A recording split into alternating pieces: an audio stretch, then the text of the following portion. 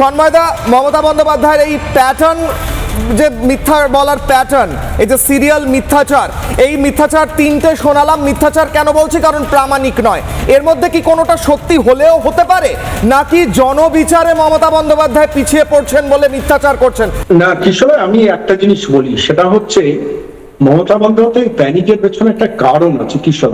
তুমি একটু খেয়াল করে দেখো, আজ থেকে 6 মাস বাদে আমরা স্পেশাল ইন্টেন্সিভ রিভিশন নিয়ে কেউ কোনোদিন কথা বলেছি? এই যে 58 লক্ষ মানুষের নাম প্রাইমারি বাদ গেছেন, অনেক চেষ্টা চরিত্র করেও 58 লক্ষকে ঢোকাতে পারেনি। এরপরে আর কত নাম বাদ যাবে আমরা জানি না, আমি সেই আলোচনায় যাচ্ছি না। প্রশ্নটা হলো, স্পেশাল ইন্টেন্সিভ রিভিশন হচ্ছে মমতা বন্দ্যোপাধ্যায় ফার্স্ট ডোজ, যেখানে তার ভোট ব্যাংকে হাত করেছে।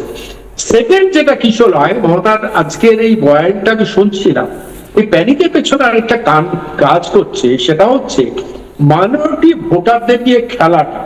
সেই খেলাটা ধরো ওয়াকফের সম্পত্তি, মাদ্রাসা এডুকেশন, মাইনরিটি মানুষের প্রকৃত ভোটার হিসেবে রেখে দিয়ে তাকে তাকে তাকে নাগরিক হিসেবে ব্যবস্থা না করা, এই সামগ্রিক বিষয়টাই সাম্প্রতিককালে নতুন এই হুমায়ুন, আইএসএফ, মিম, এই যে নতুন একটা জোটবন্ধন বাংলা রাজনীতিতে হচ্ছে, এই ফ্যাক্টরটা কিন্তু মমতার ক্যালকুলেশনে ছিল না আজ থেকে 6 মাস আগে।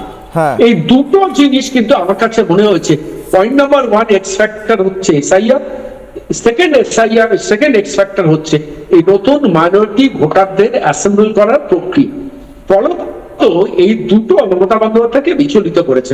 আজকে বিএলএদের নিয়ে যে বক্তৃতাটা করেছেন, এটাকে আমি এইভাবে দেখছি, সেটা হচ্ছে কোন একজন বাড়ির লোকজন, তিনি ভেন্টিলেশনে চলে গেছেন, ডাক্তাররাও বুঝেছেন তার লাস্ট ডেজ,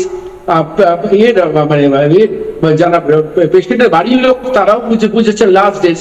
পেশেন্টের বাড়ির লোক এমার্জেন্সিতে ডাক্তারকে গিয়ে বলছেন, ডাক্তারবাবু আপনি আরেকটা অক্সিজেন সিলিন্ডার একটু জয়েন করে দিন যদি প্রাণটা ফিরে আসে।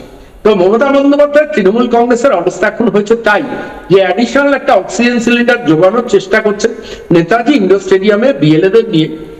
আর এখান থেকে উস্কানি